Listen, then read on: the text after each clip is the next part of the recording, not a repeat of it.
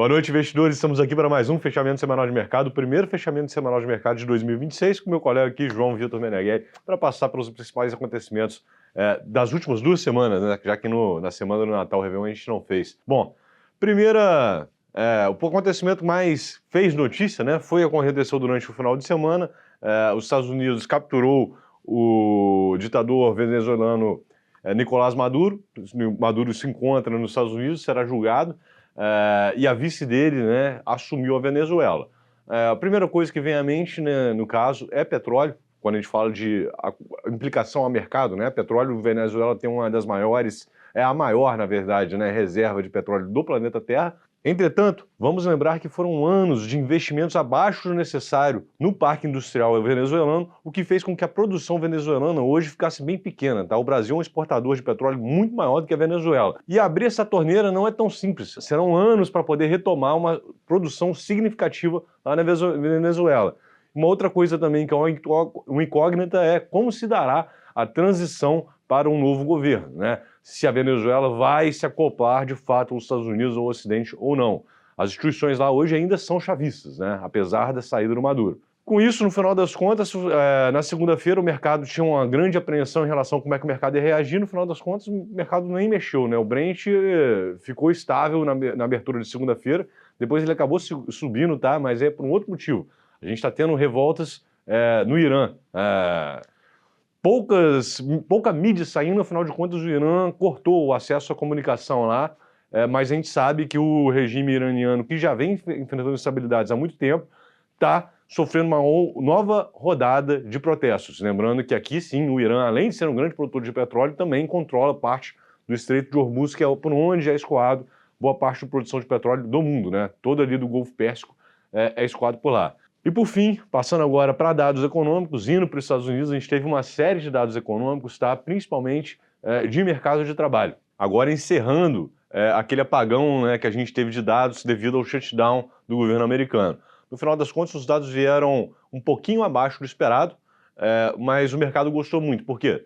Não foi nem muito acima, o que encerraria as possibilidades de um novo corte de juros nos Estados Unidos ainda esse ano, e nem muito abaixo, que causariam preocupação mais acentuada em relação à saúde da economia americana. Então, veio num número ali que o mercado gostou bastante, a economia em velocidade de cruzeiro, e o mercado reagiu bastante positivamente a isso, não é, João? Exatamente, Dirceu. Essa semana aqui, as principais bolsas norte-americanas encaminham a semana para encerrar com alta, uma alta relevante, uma alta expressiva. O S&P vai fechar a semana com uma alta de um pouco mais de 1,5%, já a Nasdaq concentra um pouco mais as ações de tecnologia e é uma bolsa mais volátil, tem uma alta aqui de quase 2% na semana, e a gente vê os juros com uma certa volatilidade, porque foram divulgados alguns dados, foram revisados alguns dados também, mas nada demais no fechamento da semana. Uma volatilidade ainda pequena, controlada, porque a liquidez do mercado ainda está um pouco mais reduzida. Enquanto isso, a gente viu o DXY estabilizando perto da casa dos 99, com uma apreciação de mais ou menos 0,7% do dólar nessa semana.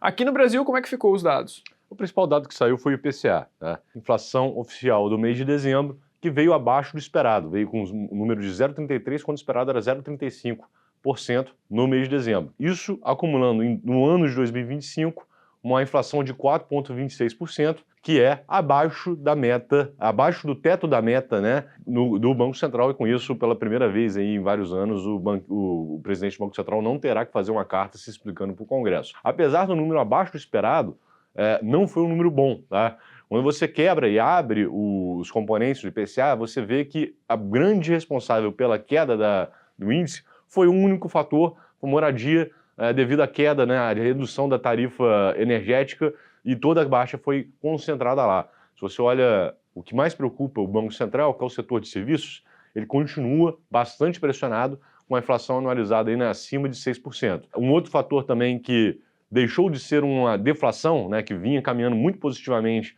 nos últimos meses, foi alimentos em casa, que saiu do patamar deflacionário para um patamar inflacionário novamente.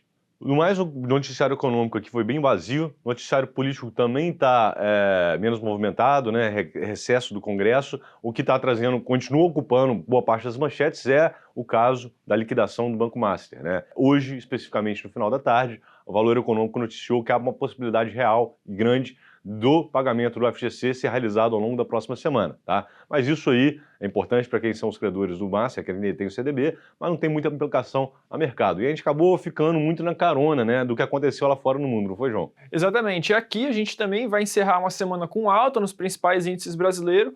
O Ibovespa vai encerrar a semana perto dos 163 mil pontos, com uma alta de quase 2% na semana. As small caps sim andaram um pouquinho mais nessa semana, um pouco acima de 3%.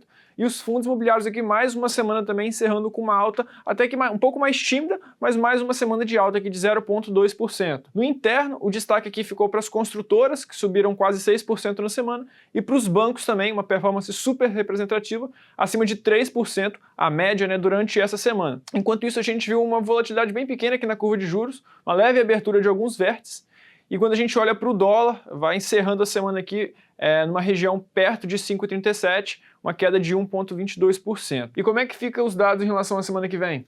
Para o dado econômico, os principais dados serão o CPI e o PPI nos Estados Unidos, que são a inflação ao consumidor e a inflação ao produtor. E aqui no Brasil, o principal dado vai ser o IBC-BR, né, que no final das contas é uma medida de atividade econômica, uma proxy para a PIB. Tá?